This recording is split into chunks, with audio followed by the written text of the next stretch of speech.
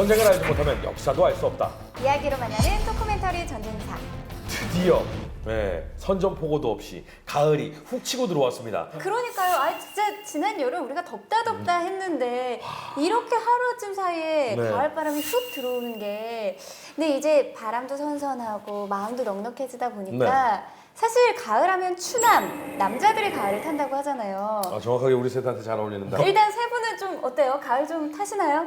교수님? 그런 거 타면 전쟁사 안 했죠. 약간 말 속에 뼈가 있는데요. 이게 약간 순하시고 이렇게 인상이 좋아 보이지만 사진 알고 보면 굉장히 잔인모도 할 수 있는 것 같아요. 오늘 기자님도 굉장히 가을가을한 느낌으로 옷을 입고 오셨는데 전 의외로 심하게 탑니다. 그래서 걱정입니다. 어떤 현상이 좀 나타나나요? 차마 입에 담기가 힘듭니다. 오늘 우리 이분들과 같이 방송할 수 있겠어요? 허준 씨는 가을타나요? 일단 저는 과학적으로 접근을 하면은 네. 가을이 되면 이제 일조량이 줄어들기 때문에 기본적으로 곧 우리 프로그램은 태양이다.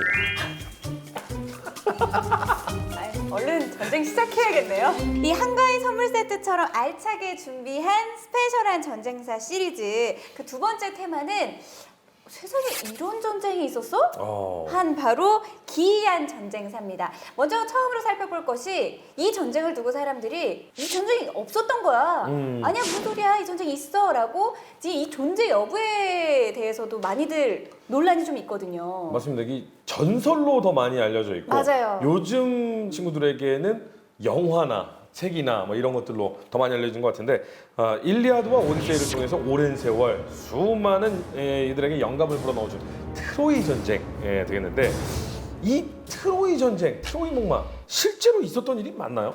오늘 주제가 신기한 전쟁이잖아요. 네. 트로이 전쟁은 정말 신기한 전쟁이에요. 첫째, 이렇게 오랜 세월 동안 사람들의 마음을 사로잡은 전쟁이 없어요. 그좀 화면에도 나오지만 저기 폼페이 폼페이. 그쵸. 벽화들인데 거기서도 제일 인기 있는 그림 중에 하나가 트로이 전쟁 장면들이에요. 오죽했으면 지금도 바이러스 이름 중에 트로이 목마 그러게 바이러스가 말입니다. 있잖아요. 예. 그리고 또 하나 신기한 것은 이게 전설인데 네. 사람들이 다 진짜라고 믿고 싶어요. 그래서 어떻게 역사학자도 이거 없었다라고 말 못하고 네. 지금도 열심히 찾고 있어요. 그러니까 쉽게 말하면 이 정도로 찾아서 안 나왔으면 없는 건데 그래도 누구도 없다고 얘기를 못해요. 정말 많아서. 마음속에 살아있는 전쟁이에요. 그럼 아직까지로는 일어나지 않은 거네요? 그래요? 이거 없다고 말을 못해요. 그럼 브래드 피트 가짜예요? 가- 브래드 피트 점프해서 당근꽃 끼고 가짜예요? 그러니까 트로이 전쟁이 가짜다 그러면 로마도 건국이 안 되고 하여튼 그렇죠. 모든 게 골치 아파요. 어. 그래서 그 트로이를 찾았잖아요. 그 유명한 슐리만이 어릴 때부터 정말 가난한 목사애들로 태어나서 이걸 읽고 자기가 사업해서 돈 벌고 그걸 전부 투자하고 자기가 고고학 공부해가지고 돌아다니면서 찾았죠. 다만 이제 슐리만 얘기는 항상 세월이 가면 자꾸 새로운 얘기가 나와요. 네. 보태는 언론 플레이한 게 많아가지고 자기가 찾은 게 아니고 어느 고고학자가 찾은 건데 자기가 찾았다고 그랬어요. 자기가 돈을 내고 그 사람이 찾은 건데 어쨌든 근대 고고학을 만들었고 트로이를 찾았다는 거. 그러면 트로이를 찾았으면 트로이 전쟁도 있었던 겁니까? 문제는 트로이는 전쟁이 없을 수가 없는 곳이라는 겁니다. 워낙 중요한 곳이기 때문에 전쟁은 계속 있었어요.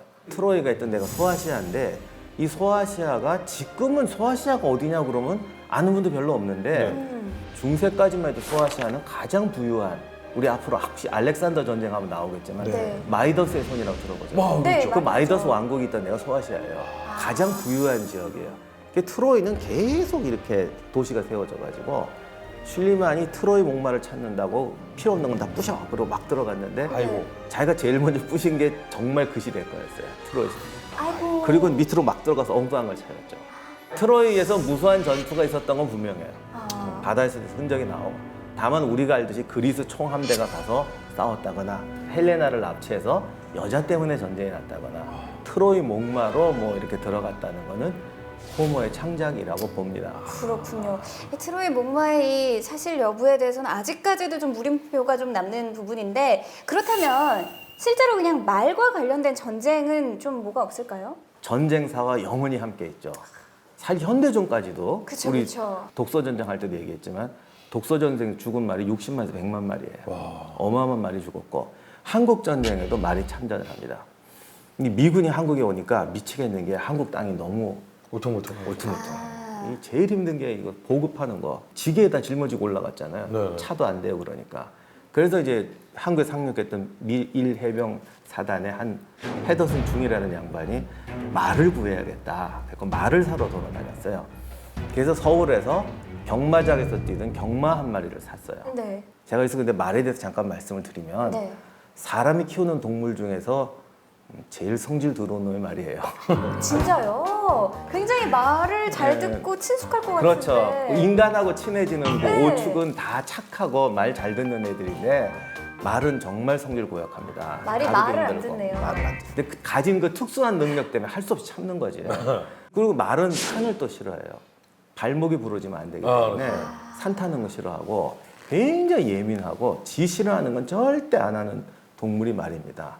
근데 이제 이 말이 아침 해에 미국으로 영어로 레크레스라는 이름을 붙였는데 이 레크리스가 겁이 없는 겁니다. 포탄이 터지고 총알이 빗발치는데 막 달려요. 그래서 병사들이 너무 좋아해가지고 같이 숙소에서 자고 사람처럼? 예, 같이 맥주 마시고 그랬더니 이 말이 무반동총 부대였는데 네. 그 포탄 하나가 이만하거든요. 그거 4발씩 실어주면 지가 알아 찾아가는데 여기서 또 신기한 게 말이 사람보다 총알 맞을 확률이 4배가 커요. 몸집이 4배가 더 크니까.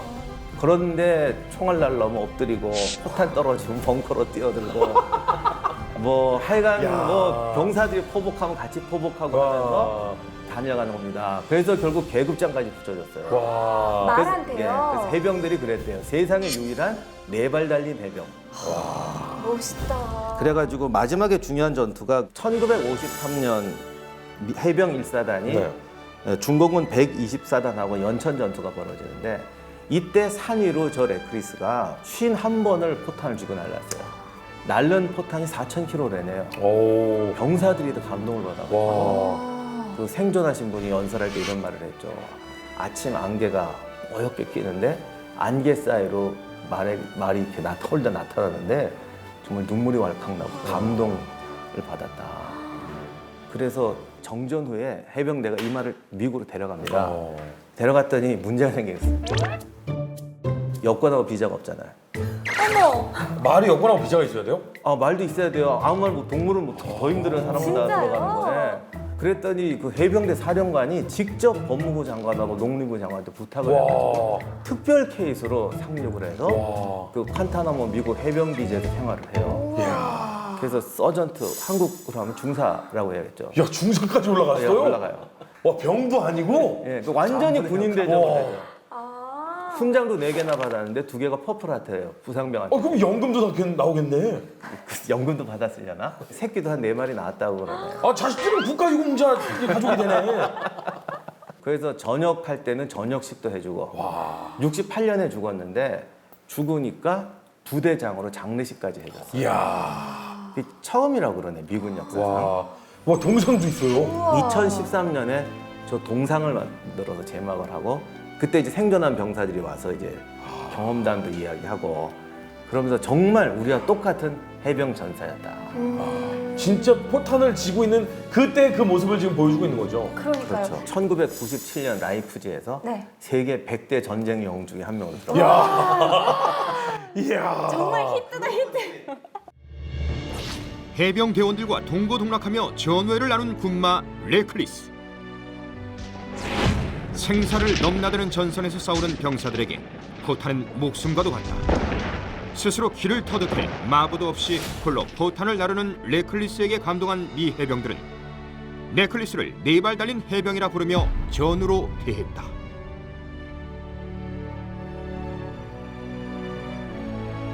미 해병대에서 지내며 늙어간 레클리스는 성대한 전역식 속에서 군대를 떠났지만 수십 년의 세월이 흐른 지금까지도 노병들의 추모 속에 미 해병대의 영원한 전설로 남아있다.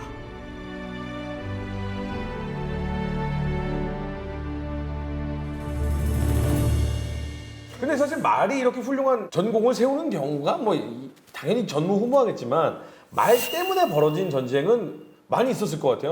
이건 말 때문에 벌어진 전쟁이기도 하고 네. 중국 역사상 최악의 치욕의 전쟁이기도 한데 어. 명나라의 영종 황제라고 있어요. 명나라가 몽고족을 밀어내고 건국한 나라잖아요. 네.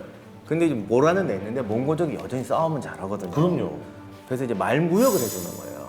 말을 사주고 뭐 이렇게 물건 팔고. 아. 그런데 이제 명나라에서 일방적으로 무역을 끊었어요. 아이고. 그랬더니 몽고족이 늘 하는 말이 있어요. 그래? 그럼 우리는 털러 가면 되지.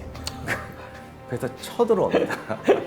근데 영종이라는 황제가 이 특이한 황제여가지고 그 스승이 왕진이라는 환관이었는데 네.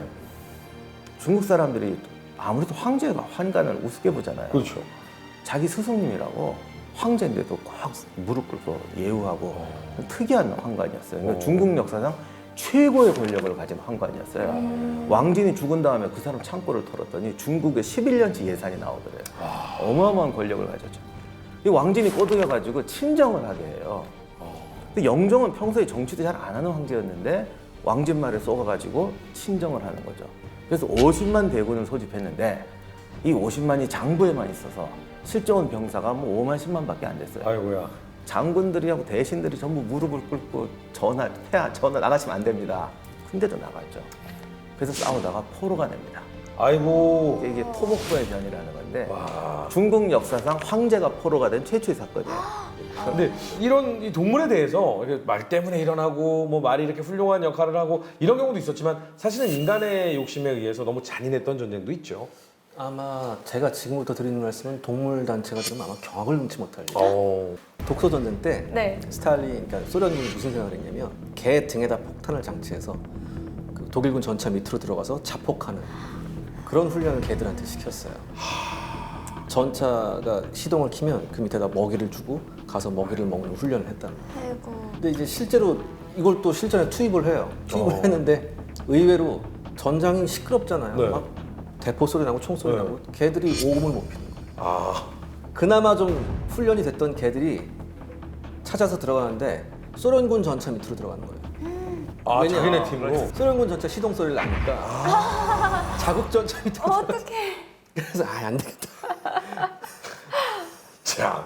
아유, 강아지들은 무슨 죄야. 그러니까요. 사실 그 동물보호단체들이라든가 많은 사람들이 반대를, 이제 동물들을 좀 전쟁에 끌어들이는 걸 반대를 하면서 잔인한 전략들이 사라지고 있고. 아, 근데 돼지 딱 한 마리 때문에 전쟁이 벌어졌다면서요?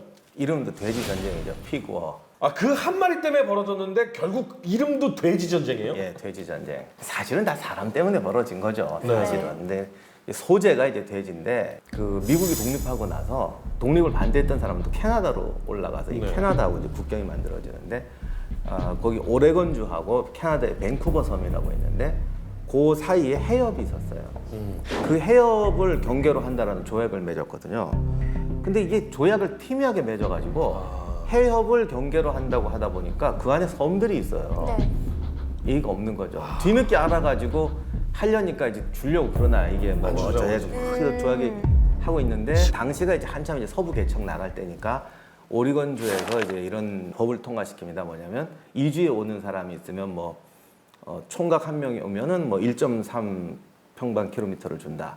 가져오기 오면 2.6인가 뭐 평방 킬로미터를 준다. 역시 땅덩이가 넓은 나라들은 2점 몇 땅으로, 킬로미터를 그쵸. 준다고? 예. 2점 몇 킬로미터 평방미터면 스케일이 다른 거예요. 예, 스케일이 다르죠.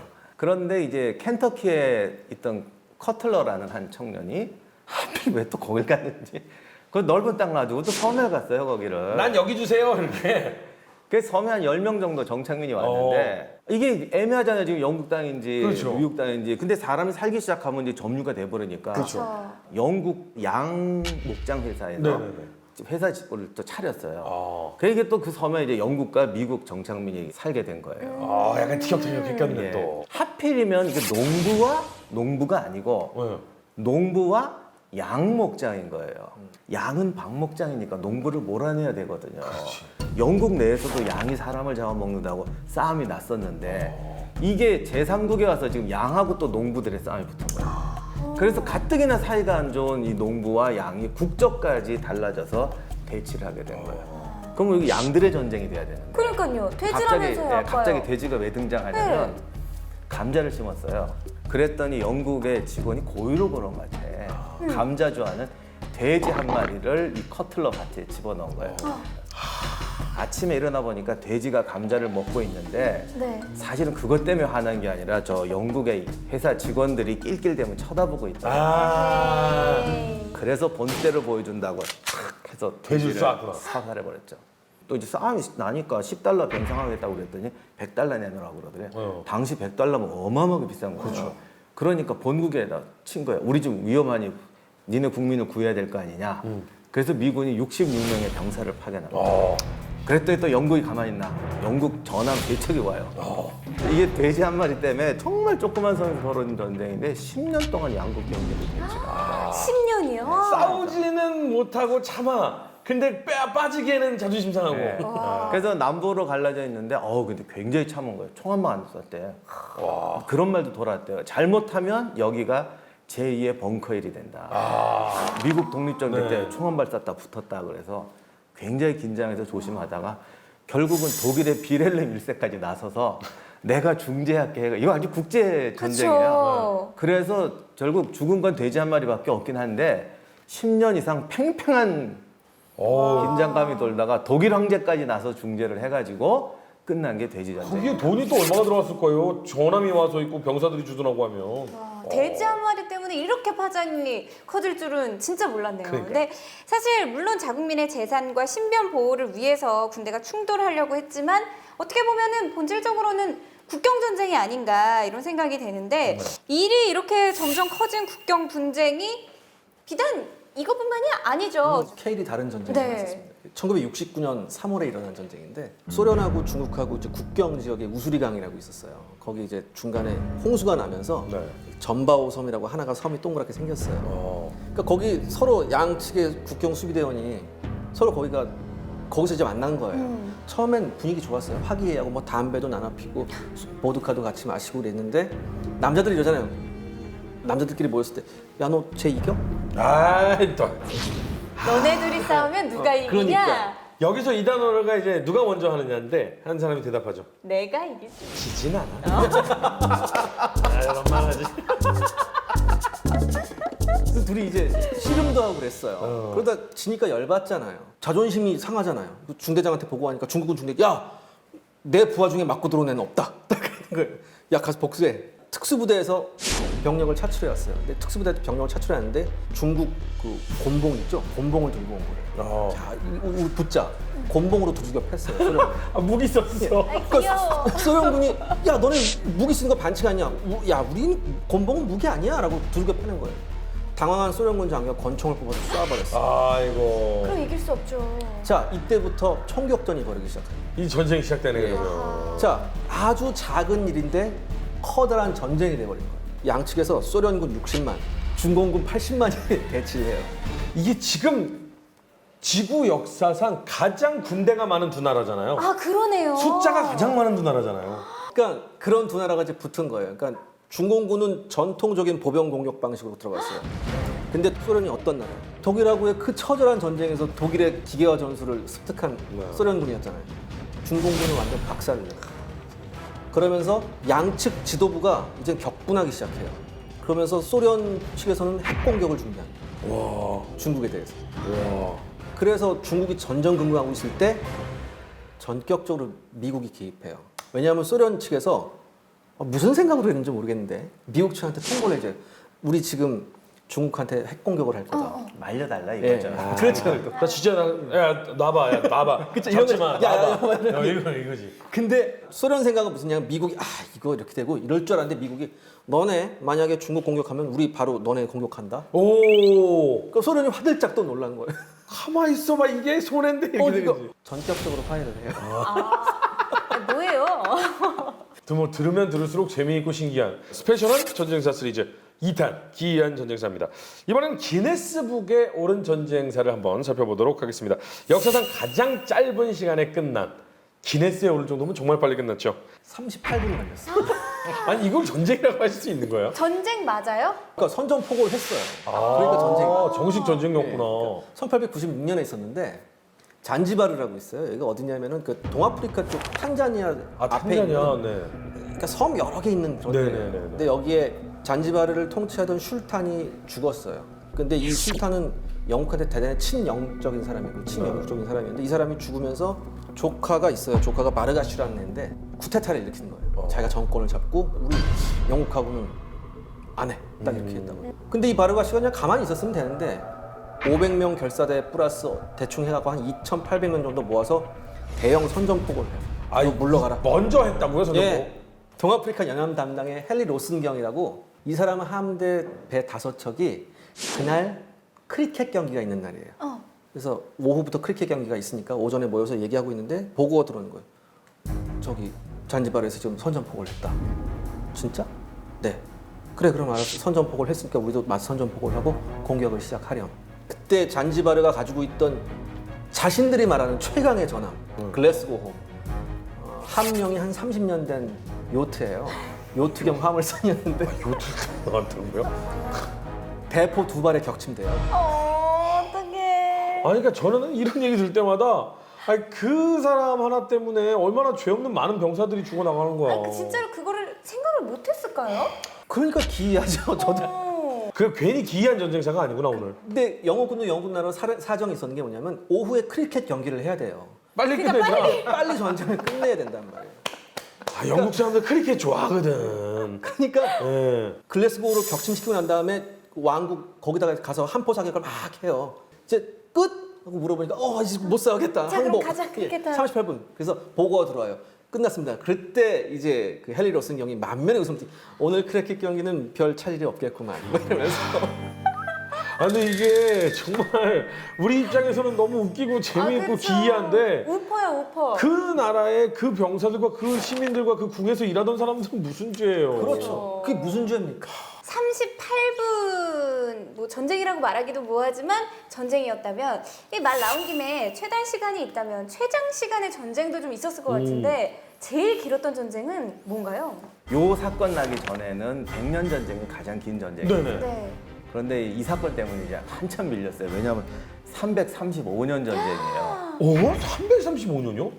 그러니까 1651년에 시작돼서 네. 1986년에 끝난 거죠. 아니, 근데 제가 여지껏 그거를 모르고 살았다는 게. 그러니까 원래 전쟁이라는 게 선전포고하고 네. 정식으로 종전하기 전까지는 전쟁 기간으로 치거든요. 네. 꼭 전투를 벌이지 않아도. 그래서 이 전쟁은 가장 긴 전쟁이면서 전투는 없었던 전쟁이에요. 서류상 전쟁인 예, 서류상 건가요? 전쟁이죠. 이게 어떻게 된 거냐면 영국의 청교도 혁명이라고 있어요. 올리버 네. 크롬웰의 그 철갑 기병대. 네.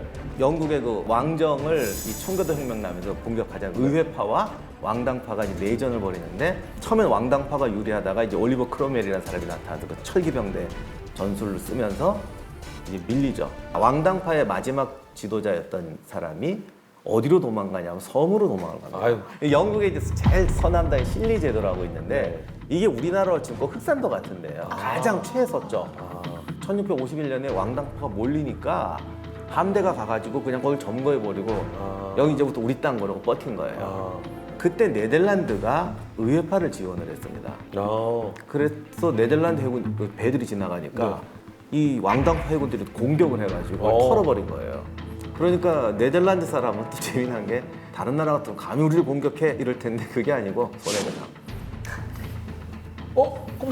그럼 이게 돈 주삼? 아니 지금 도망쳐서 섬에 쫓겨가 있는 애들이 무슨 손해배상을 그렇죠. 하겠습니까? 그래서 뭐네 그런 거죠. 그랬더니 그래? 그러면 우리 너희 공격한다고 선전포고를 하고 함대를 파견했습니다. 근데 이 함대가 가는 중간에 의회파 함대가 가서 섬을 점령해버려요. 왕당파는 그냥 박살을 냈군요. 네, 그래서 항복해버려요. 네. 그래서 끝났어요. 그 가다가 뭐 끝났다니까 돌아와 버린 거죠. 손해배상 전쟁이 청구할 때도 없고. 끝났잖아요. 아니죠. 네덜란드가 선전포고를 했잖아요. 실리섬에 있는 왕당파한테 선전포고를 네. 한 거예요. 근데 그 사람들 의회파에 항복을 해가지고 왕당파가 이제 없어졌어요. 그러니 자기들이 선전포고한 사람이 사라져버린 거예요. 애매하네요. 그래서 그냥 와버렸어요. 실리섬 사람들은 실리섬 주민한테 선전포고 한 게 아니에요. 그렇죠. 거기 와 있는 왕당파한테 선전포고 한 거죠. 그렇죠. 실리섬 사람들도 잊어버렸어요. 그럼 종전은 누가 이렇게 그래서 결정을- 잊혀진 전쟁이었는데 그러니까 아무도 신경을 안 쓰게 됐군요. 그렇죠. 1985년에 그 섬에 계시던 자치회 회장이면서 역사학자였던 양반이 그 선전포고 문서를 찾아낸 거예요. 이런 일이 있었네. 그래서 이거 종전이 안 됐으니까 이거 어떻게 종전하자. 그래서 네덜란드하고 영국에다 이제 편지를 보냈답니다. 어. 네덜란드 대사가 가서 실제로. 네, 실제로 이제 종전 협약을 1980년에 했어요. 와, 그 가장 최근까지 정말 벌어진 거대 나라들의 대결이었네요. 그렇죠. 이렇게 따지면 찾다 보면 또 이런 전쟁들이 좀 있지 않을까요? 그렇죠. 오늘 또 찾아보면 나올지도 모르죠. 천년 전쟁 나올 수도 있을 것 같아요. 이거. 기이한 전투 중에 정말 기이한 전투, 정말 신기한 전투. 축구 때문에 벌어진 전투가 있지 않습니까? 축구 때문에요? 네. 그러니까 제목만 가지고 보면 어쩌면 오늘 하는 얘기 중에서 제일 기이한 전쟁이 축구 전쟁이라고 할 수 있는데 기이하다기보다는 좀 쪼잔한 전쟁. 어떤 전쟁이길래요? 근데 달리 축구라는 스포츠가 특징이 몇 개가 있어요. 첫째가 뭐냐면 세상에서 전문가가 제일 많은 스포츠예요. 야. 요즘 여자분도 많지만 남자들은 다 축구 그쵸. 전문가예요. 심지어 문호도 전문가로 나와서 맞추기를 해요. 네? 그다음에 또 하나의 특징이 국가 대항전만 하면 전부 애국자가 되는 맞아요. 그런 축구예요. 맞아요. 정말 이상해. 축구는 생전 안 보는 사람도 국가 대항전 하면 다 봐요. 그쵸. 그리고 유명한 말이 있죠. 다른 건 다 참는데 축구 진 건 못 참는다. 그러니까 이게 제가 좀 부연 설명을 네네. 좀 드리겠습니다. 이 축구라는 것이 사람을 정말 이 절정으로 기분 좋게 만들기도 하지만 열광하게 이게 만들죠. 절망의 늪으로 또 빠지게도 하거든요. 근데 이제 온두라스하고 엘살바도르가 멕시코 월드컵에 참여하기 위해서 좀 이제 경기를 펼치는데 원래 그때 당시의 지역 예선은 홈앤어웨이 방식이에요. 그래서 우리나라에서 한 번, 쟤네 나라에서 한 번 이렇게 두 번을 하거든요. 근데 이제 먼저 온두라스에서 경기를 펼칩니다. 네. 근데 온두라스에서 경기를 펼치는데 온두라스가 1대0으로 이겨요. 아, 기가 막히게 기분 나쁜 점수죠. 우리가 1대0이라는 온두라스하고 1대0 생각하면 기분이 확 나빠지잖아요. 얼마나 기분이 나빴냐면 엘살바도르의 한 축구를 사랑했던 소녀가 네. 18살 소녀가 권총 자살을 합니다. 어머. 난 모든 걸 잃었어. 나에겐 더 이상 낙이 없어 하면서 권총 자살을 해요. 그러니까 엘살바도르의 대통령, 국가대표 전체 팀 모든 국민들이 이 소녀를 애도하기 위해서 장례식장을 방문합니다. 오. 자, 홈 경기가 온두라스에서 한번 펼쳐졌죠. 네. 이제 어디에서 펼쳐졌죠? 이젠 다시 엘살바도르에서. 엘살바도르의 홈 팬들 국민들이 어떤 마음이겠습니까? 지금 난리도 아니죠. 축구 선수들이 어떻게 생각했어요? 나 때문에 저 소녀가 죽은 거야라고 그쵸. 생각하잖아요. 3대0으로 대파해버립니다. 이제 좀 기분 좋게 끝날 것 같잖아요. 이제 그 소녀의 어떤 위령제도 좀 된 것 같고 좀 끝나야 되는데 온두라스의 팬들이 3대0 이게 말이 돼라고 하면서 축구장에서 난투를 시작합니다. 어머. 팬과 근데- 팬 사이에서요. 그렇죠. 근데 생각해 보세요. 어느 나라 홈이에요? 엘살바도르죠. 그죠. 무지막지하게 폭행을 당합니다. 온두라스가 이제 극에다 국민들이 이것들이 우리 국민을 공격해라고 해서 온두라스에 살고 있는 정말 그러면 안 되는데 온두라스에 살고 있는 엘살바도르의 이민자들 그들을 무차별 테러를 자행을 해서 사실 많은 사람들이 생명을 잃습니다. 그래서 이 양국은 국교를 단절해버려요. 그러니까 거의 벌써 전쟁이 시작됐다라고 해도 과언이 아닐 정도로 사이가 안 좋아졌는데 여기에서 월드컵이 일어나는 멕시코에서 3차전이 벌어져요. 둘 다 선수들 아마 다 그렇게 생각했을 거예요. 내가 이거 못 이기면 내가 지고 돌아가면 우리 국민들한테 우리가 죽는다. 이런 생각했을 거예요. 치열하게 붙습니다. 결국 무승부가 돼요. 다행인 것 같아요. 안 다행이죠. 왜요? 누군가는 월드컵에 가야 되니까 어떡해. 연장전에 돌입을 합니다. 그리고 결승골을 엘살바도르에서 넣었습니다. 자, 이제 끝난 것 같죠? 네. 근데 엘살바도르가 이겼으니 또 어떻게 되겠어요? 온두라스에서 온두라스가 또 난리 난리가 나겠죠. 났겠죠. 안 되겠다. 엘살바도르가 바로 선전포고를 때립니다. 플레이오프 3차전 연장 혈투 속에 승리의 여신이 손을 들어준 나라는 엘살바도르였다. 월드컵 역사상 관중보다 경찰이 더 많았던 살얼음판 시합은 끝이 났지만 희비가 엇갈린 두 나라 관계는 여전히 살얼음판이었고 약 2주 후 엘살바도르는 공군을 앞세워 온두라스 침공에 나섰고 약 5일간의 교전이 이어졌다. 두 나라 사이의 첨예한 갈등이 축구를 계기로 폭발하면서 수천 명의 사상자를 낳은 혈전으로 불거진 것이다. 그러나 두 나라가 치러야 했던 전쟁의 대가는 더욱 혹독했다. 그리고 더 무서운 게 이 전쟁 후유증인데 이거 전쟁 끝나고 나서 온두라스와 엘살바도르 다 경제가 폭락해가지고 그 영화로 나왔던 엘살바도르 내전, 중앙아메리카에서 벌어진 가장 참혹한 내전이 이때 벌어지게 되고 온두라스는 그 뒤로 경제가 파탄나게 사회가 혼란해져가지고 살인율이 2009년까지 세계 1위였어요. 아유. 10만 명당 90명. 간단히 말하면요, 서울시 인구가 1000만이라고 그러면 매년 9,000명이 살해당하는 거예요. 하루에 30명. 어머. 그 정도로 이제 양국이 엄청난 피해를 입어요. 그래서 전쟁은 축구가 계기가 된 건 맞는데 별로 낭만적인 전쟁은 아니에요. 상당히 심각한 전쟁이 벌어지죠. 아, 사실 저는 즐겁게만 보는 축구였는데 이런 또 뒷얘기가 있는 걸 보니까 사실 전쟁에 있어서는 가장 안타까운 게 희생? 아, 그럼요. 전혀 상관없는 사람들의 죽음 이런 것들이 너무 안타깝다라는 걸 다시 한번 좀 느끼는 것 같습니다. 자, 현대전에 이르러서는 사실 다윗과 골리앗이 붙었을 경우에 다윗은 처참하게 깨지는 게 현대전의 아주 중요한 전쟁 특징 중에 하나인데 골리앗이 다윗을 못 이긴 전쟁이 있었다면서요? 이게 2차 대전 때 일어난 당연히 2차 대전 범주에 있는 전쟁인데 잘 모르는 전쟁입니다. 바로 겨울 전쟁. 겨울 전쟁. 겨울 전쟁이 일어난 배경부터 한번 좀 살펴보도록 하겠습니다. 왜 소련은 핀란드를 침공하려 했는지 어떤 명분이었을까요? 핀란드가 정말 얼음밖에 없는 땅인데 네. 뭐 얼음 밑에는 좀 비싼 게 있긴 자원이, 하죠. 네. 그런데 핀란드란 나라도 참 불쌍한 나라예요. 왜냐면 그 삼국이라고 해요. 노르웨이, 스웨덴, 핀란드 중에서 스칸디나비아. 스칸디나비아 삼국 중에서 노르웨이하고 스웨덴은 잘 나갔는데 핀란드는 계속 속국이었어요. 네. 그래서 뭐 거의 평생을 식민지 아니면 속국으로 살았어요. 그래서요. 지금 우리가 굉장히 많이 하는 귀에 익숙한 게임의 소리 있잖아요. 딘딘딘딘 이 소리요. 드르링 전쟁의 규칙을 아십니까? 이게 핀란드 게임이에요. 이게 핀란드 게임인데 이 게임 하나로 무너졌던 핸드폰 회사 노키라는 이제 핸드폰 회사가 무너졌잖아요. 핀란드 경제가 흔들렸어요.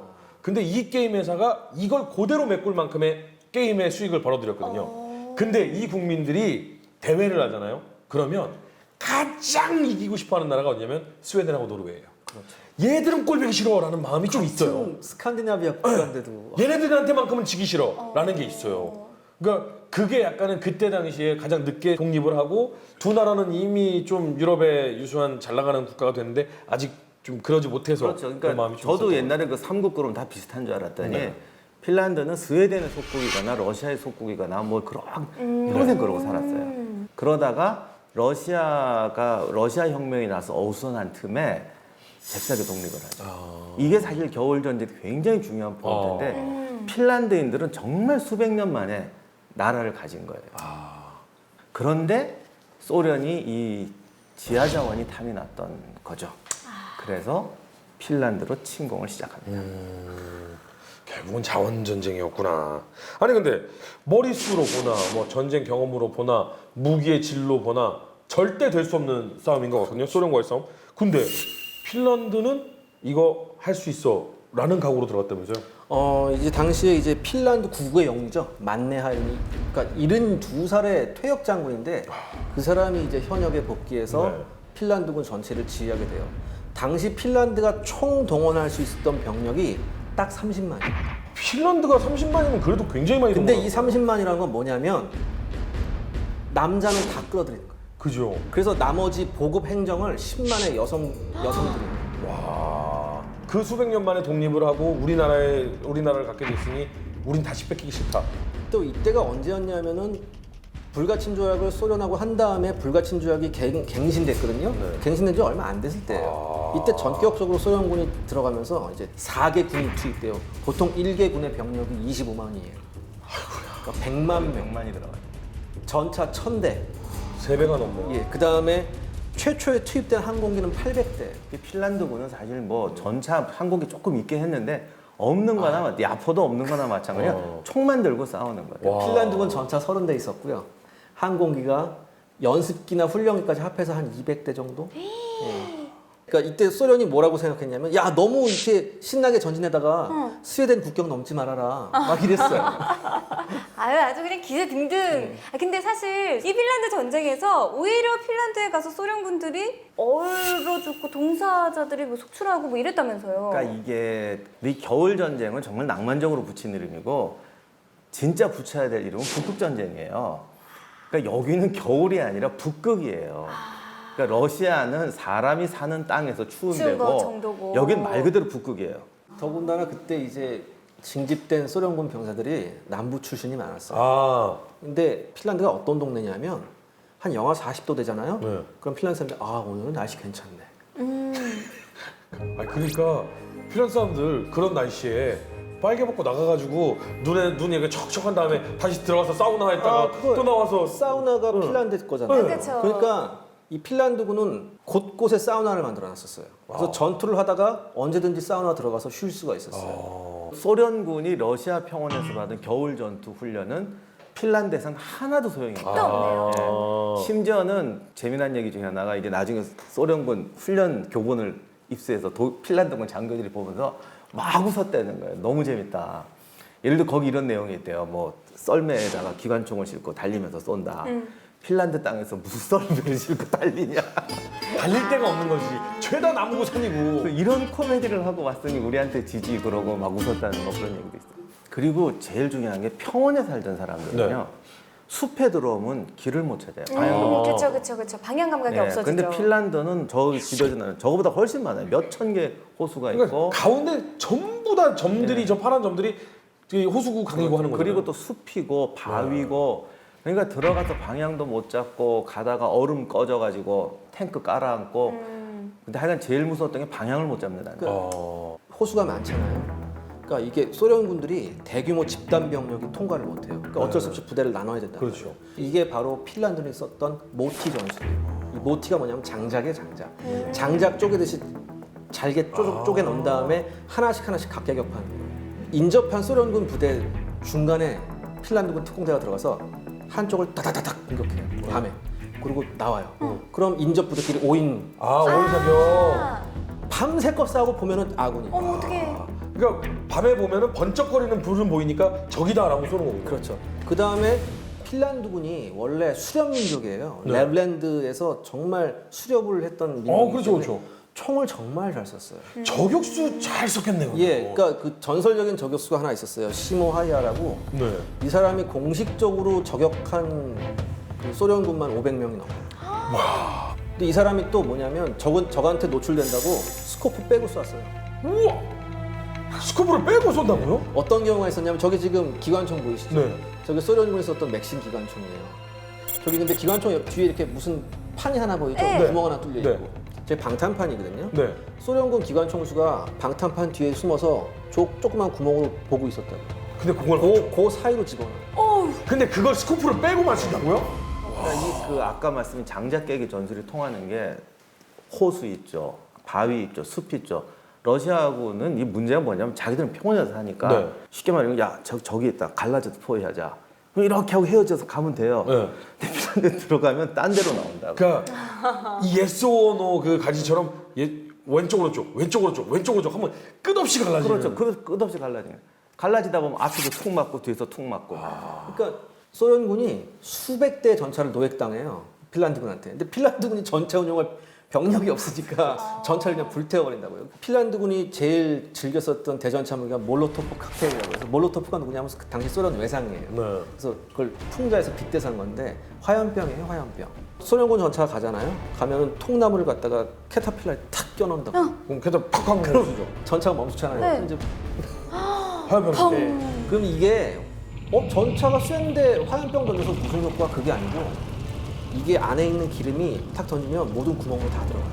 전차. 아 스며드는군요. 예. 그럼 안에 불이 다 붙어버려요. 소련군 입장에서는 완전 체면을 구긴 전투가 아니었나 이런 생각이 드는 게 체면이 국인 정도가 아니라 그쵸 당연히 이길 거라고 생각했는데 400군 군단장 전부 다 경질되고요. 사단장 전부 다 경질되고. 게다가 지금 이때 소련을 지배하고 있던 사람이 스탈린이에요. 그쵸 가만히 냅두지 않았을 것 그 같은데요. 스탈린이 당시 국방부 장관이 누구였냐면 블로실로프였거든요. 스탈린이 불러놓은 다음에 왜 우리는 폴란드 전선에 독일군처럼 못 싸우느냐. 막 화를 내요. 그때 유명한 일화가 있죠. 브루실로프가 접시를 던져버립니다. 당신이 유능한 장교들 전부 다 숙청해가지고 지금 이 모양 이 꼴이 났다. 스탈린 앞에서 접시 던지고 유일하게 살아남은 사람 브라질로프. 아무튼 이때 네. 니키타 후르시초프의 회고록을 보면 자기는 평생 동안 스탈린이 그렇게 화를 낸 걸 보지 못했다고 그렇게 얘기를 하더라고요. 자 근데 어쨌든 이렇게 해서 겨울 시즌 동안 핀란드는 소련군에게 혁혁한 공을 세고 피해를 입히게 됩니다. 그런데 겨울이 끝나고 재정비를 소련이 하면서 사실 소련이 승리는 하게 되잖아요. 근데 이때부터 소련군이 전술을 바뀌어요. 네. 공군을 대량으로 동원해서 네. 주요 도시들을 맹폭을 합니다. 주요 도시를 맹폭을 한 다음에 전체가 가기 전엔 항상 공병대가 가서 그 진격로를 개척한 다음에 가는 식으로. 네. 이때부터 그 핀란드군의 전사자가 급격하게 늘어나요.